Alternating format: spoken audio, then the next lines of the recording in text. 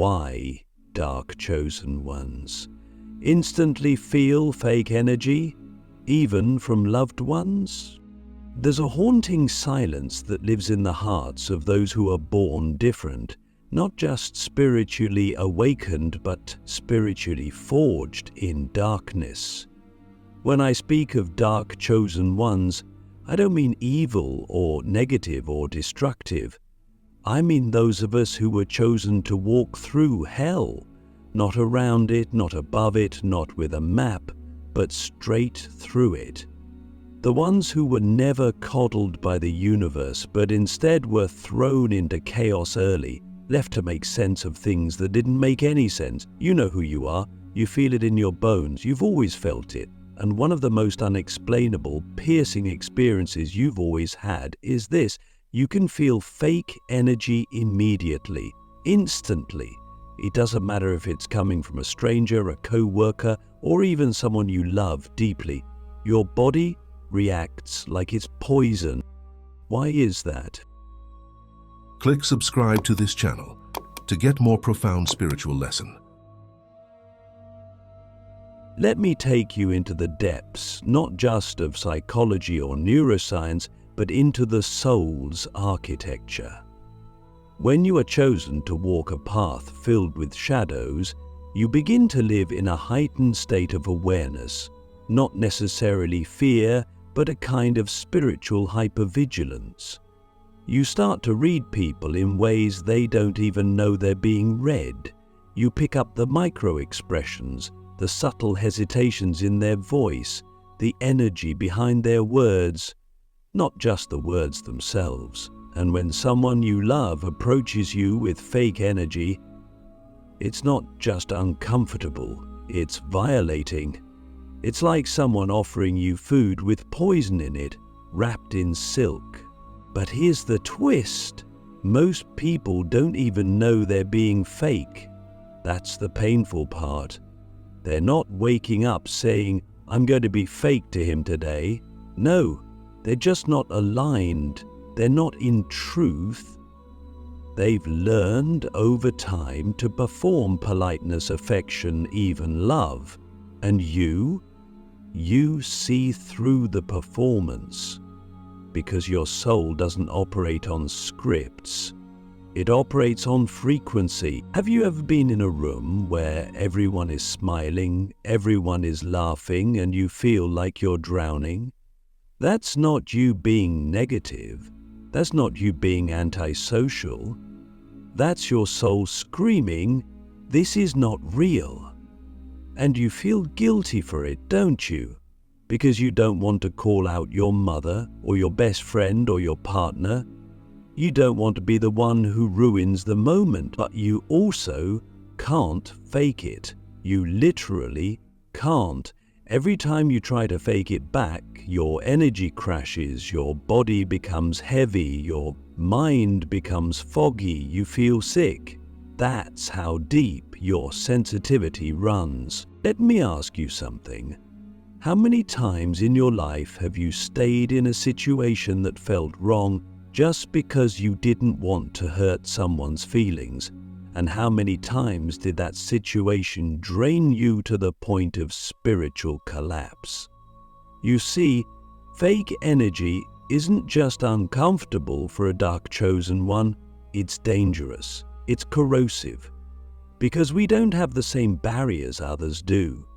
We don't have the same tolerance for illusion. They live too close to the truth, and when truth is absent, our system starts to shut down. There's a reason you feel more at peace alone than in a room full of people who love you. It's because their love is often conditional, performative, or rooted in expectation. And your soul, it doesn't respond to performance. It responds to purity. It responds to rawness. You'd rather sit in silence with someone who's broken and honest than laugh for hours with someone who's smiling through a mask. That's not you being cynical. That's you being calibrated differently. You were designed for truth. That's your burden and your gift. Here's the deeper truth. Most people are not ready to meet a dark chosen one authentically. Why? Because your presence demands realness. It demands that they confront their own masks. And most people are terrified of that. So, what do? They put on more masks. They smile harder. They compliment you more. They avoid the real conversations. And you feel all of it, every single time. It's like your soul has a bit like a lie detector. But it's not intellectual, it's visceral. You can feel when someone says, "I love you," but doesn't mean it. You can feel when a hug is hollow. You can feel when someone is agreeing with you just to keep the peace, not because they truly understand you. And over time, this can breed a deep loneliness. Because what's the point of being surrounded by people if none of them are really with you? Let's go deeper. Where does this sensitivity come from? I believe it's forged in pain. When you've been betrayed, abandoned, lied to, especially by those who were supposed to protect you, your soul develops a kind of radar, not to make you paranoid, but to make you wise. And that radar becomes more accurate every time it's tested. You start to see patterns others miss. You start to feel shifts in energy before words are even spoken. But here's where it gets complicated. The more accurate your radar becomes, the more isolated you feel. Because now even the ones you love can't hide behind social niceties. You see them, and that sight creates discomfort in both directions.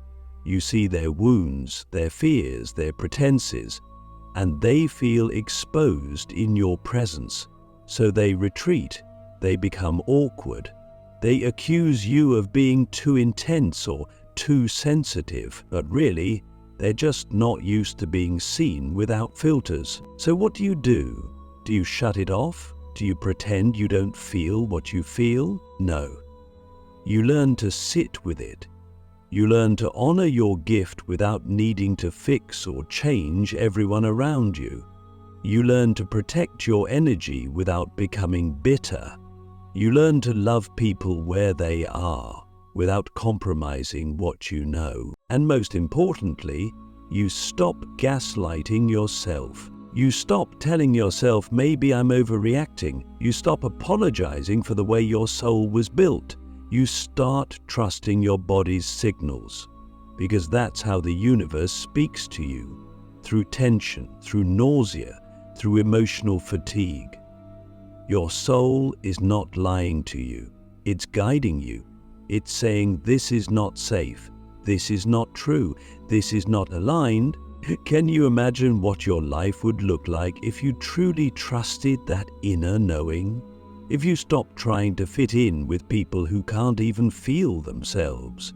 If you stopped forcing connections that your soul has already outgrown? What if your loneliness wasn't a curse, but a compass? What if your sensitivity wasn't a weakness, but a superpower? What if the real reason you feel fake energy so deeply is because you were meant to lead others out of it? Let that question sink in. The soul's radar. Why we sense what others can't even see. There's a sacred technology embedded in the soul of a dark chosen one. An inner radar that doesn't operate on logic, sight, or even intuition as most people understand it. It operates on frequency. It's the language of vibration, of resonance, of truth, spoken not in words but in presence. You walk into a room and you feel what most people ignore. You sit beside someone and immediately know what they're hiding behind their smile. You hear, "I'm okay," and your whole body screams, "They're not." And no one taught you this. You didn't read it in a book. You earned it through suffering, through silence, through nights when you had to become your own light. Why is your sense so tuned? Because you had no choice. When the world failed you, when those who were supposed to love you became the source of your pain, your soul had to awaken early. It had to learn that words are often deceitful, that appearances can't be trusted, that energy, pure, raw, unspoken energy, is the only thing that never lies. So now, even in the smallest moments, you read people not by what they say, but by what they emit. You read awe. You made MSQ. You feel the distance when someone says they love you, but their energy is closed. When someone says they're happy for you, but their frequency tightens with jealousy. When someone claims to support you, but their aura shrinks the moment you shine. And the deeper truth? You're not imagining any of it. You are simply tuned to a station that most people have forgotten how to access.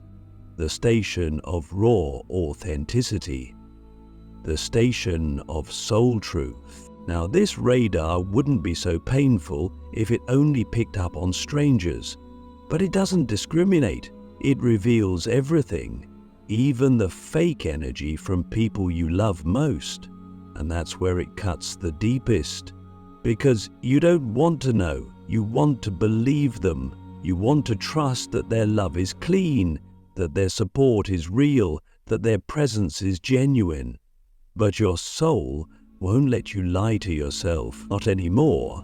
And so you suffer in silence, smiling back at people whose energy makes your skin crawl, trying to enjoy moments that feel hollow, nodding during conversations that feel like theater.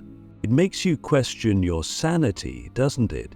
You ask yourself, am I just being judgmental? Am I too sensitive?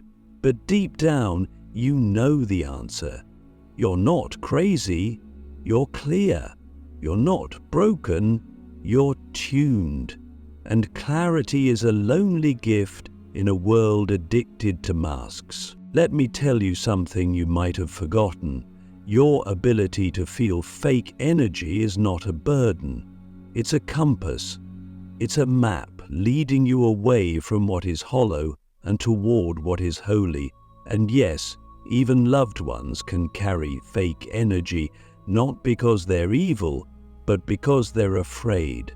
Afraid of being seen, afraid of being exposed, afraid of your presence, which acts like a mirror to everything they haven't dealt with in themselves. You don't judge them, but they feel judged. You don't condemn them, but they feel revealed. You don't attack, but your truth does. Not through aggression, but through resonance. And resonance, to a soul out of alignment, feels like confrontation. So what do you do when your radar picks up fake energy from people you love? Do you cut them off? Not necessarily. You choose discernment. You stop expecting depth from shallow wells. You stop begging for truth from those still addicted to performance. You start listening more to your body than their words. If your stomach knots when they speak, that's a message. If your energy crashes after being around them, that's a message. If your heart feels disconnected even in their embrace, that's a message. You don't need to confront them. You don't need to expose them. You simply need to honor yourself.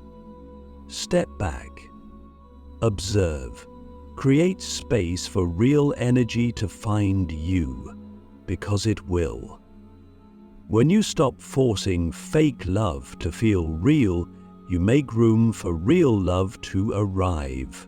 And let me ask you this. What if every time you felt fake energy, it wasn't a curse, but a whisper from the divine? A quiet nudge saying, "This is not your home. This is not your tribe.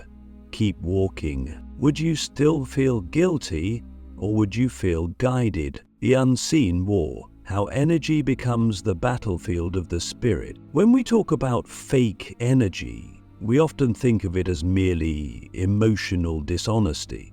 Someone pretending to care, pretending to be happy, pretending to support us. But the reality is far more complex, far more cosmic. Fake energy isn't just a social performance, it's a distortion of spiritual frequencies. And for the dark chosen ones, this distortion is not only visible, it's palpable. It vibrates through your nervous system like an alarm. Because here's the truth you've always known, but maybe never put into words. Energy is a battlefield. It's not neutral. It's not passive. Every interaction is an energetic transaction, and every soul carries a vibration that either nourishes or attacks. You felt it. You walk into a room and there's tension before anyone speaks. You hug someone who says they missed you and you feel your light dim. You receive a compliment that feels like a weapon wrapped in silk. Why? Because beneath the surface of words and gestures, there's an unseen war happening. A war between authenticity and illusion, between truth and performance, between souls that are aligned and souls that are fragmented. And you, the dark chosen one, are not just a participant in that war. You are its disruptor. Your very presence disturbs the battlefield. You walk into a room and people shift. Some avoid your eyes, some grow nervous. Some become overly friendly, overly loud, overly polite. Why? Because your energy is a frequency of clarity, and clarity is terrifying to those who are hiding, even from themselves. You don't even have to speak. Your vibration alone begins to unravel the illusions. And that makes you a threat, not because you're aggressive, but because you're true. And in a world built on fakeness, truth is not welcome. It's feared. So the fake energy you feel isn't personal, it's a defense mechanism. It's a mask people put on when they sense your depth, because your depth demands theirs. Your frequency invites them to remove their armor. And most people aren't ready for that. They'd rather play a role than reveal their soul. And so they project, they call you intense, too much, paranoid. But what they're really saying is, I can't handle being seen. Can you feel the weight of that? You're not just reacting to fake energy, you're being attacked by it. Because fake energy is not neutral, it's resistance. It's the soul's refusal to align with its own truth. And when that resistance meets your alignment, sparks fly. That's why you feel anxious around certain people. That's why your energy crashes after certain conversations. That's why your dreams are disturbed after spending time with certain loved ones, because your system is under spiritual siege. And your radar is simply warning you, this is not safe, this is not clean, this is not true. But here's the real challenge. What do you do with this knowing? You can't walk around confronting everyone who's out of alignment. That's not your job. Your job is clarity. Your job is sovereignty. Your job is to see and to choose, not to fix. So, when you feel fake energy from loved ones, you don't need to argue. You don't need to force a reckoning. You simply calibrate your boundaries. You give less of your presence to those who drain it. You stop trying to prove your worth to people who can't recognize value without performance. You become less available to the noise and more available to the sacred. And through all this, you must remember something crucial. Just because you feel someone's fake energy doesn't mean they're evil. Most of the time, they're just wounded, scared, disconnected from their own essence. They don't know they're being fake, they're simply surviving. And your clarity feels like confrontation because it reminds them that survival isn't living. So you hold compassion, but compassion with discernment. Not everyone deserves access to your energy just because they're family. Not everyone deserves your attention just because they claim to love you. Love without alignment is a performance, and your soul doesn't do theater anymore. So ask yourself this: what would it look like to live fully in your knowing, to trust every signal your body gives you, to never again ignore the goosebumps, the tight chest, the drained feeling after a phone call? What if your sensitivity wasn't a flaw to fix, but a sword to wield? Because the war isn't on the outside, it's within, and your energy is the front line. The sacred curse: why isolation is the price of spiritual sight. There comes a moment in the journey of every dark chosen one when you finally accept a truth that breaks your heart and liberates your soul. You are not meant to fit in. Not with your family, not with your old friends, not even with the world you once tried so hard to belong to, because the truth is, the more spiritually tuned you become, the more you begin to see the illusion in everything. And once you see it, you can't unsee it. You can't go back to small talk. You can't pretend the laughter is real. You can't convince yourself that proximity equals connection. You feel the gaps, the lies, the hidden agendas, even in smiles, especially in smiles. And so you become isolated, not because you choose to be lonely, but because your soul refuses to be contaminated. Isolation is not your enemy. It's your initiation. It's not punishment, it's a purification. It's the universe removing the noise so you can hear your own frequency again. It's the silence that teaches you how sacred your energy actually is, because in that silence, you start to realize how much of your life was spent leaking your power into places that never honored it. You begin to understand why you always felt different, why you were the truck teller in rooms full of denial, why you were the quiet one in circles full of ego, why you always needed to retreat after being around others. It wasn't weakness, it wasn't social anxiety, it was protection. Your soul was shielding itself from the chaos of untruthful energy. Because when you're awake in a sleeping world, even love can feel violent when it's not real. Even affection can feel like manipulation when it's not clean. Even presence can feel like absence when it's not rooted in truth. There's a sacred curse that comes with spiritual sight. You see what others don't want to see, and because of that, you are often misunderstood, misjudged, even feared. People sense your clarity and mistake it for coldness. They sense your boundaries and call it ego. They feel your silence and think it's arrogance. But what they can't see is the war you're fighting internally just to stay grounded in a world that constantly tries to distort your perception. You are not cold. You are focused. You are not arrogant. You are discerning. You are not disconnected. You are simply unwilling to betray your soul just to make others feel comfortable. And yet, despite the pain, despite the loneliness, despite the longing for real connection, you stay true.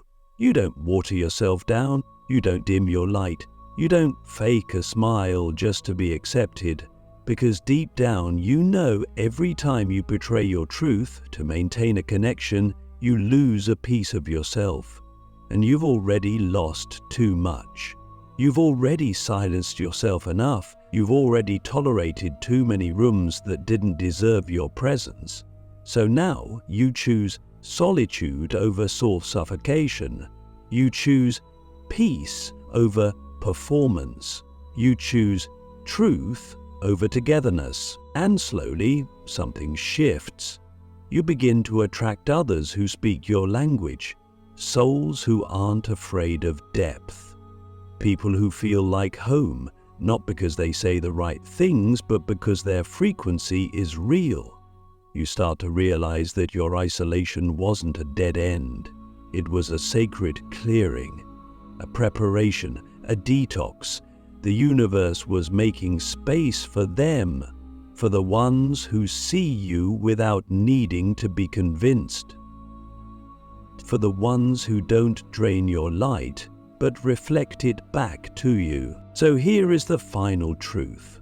Feeling fake energy, even from loved ones, is not a punishment.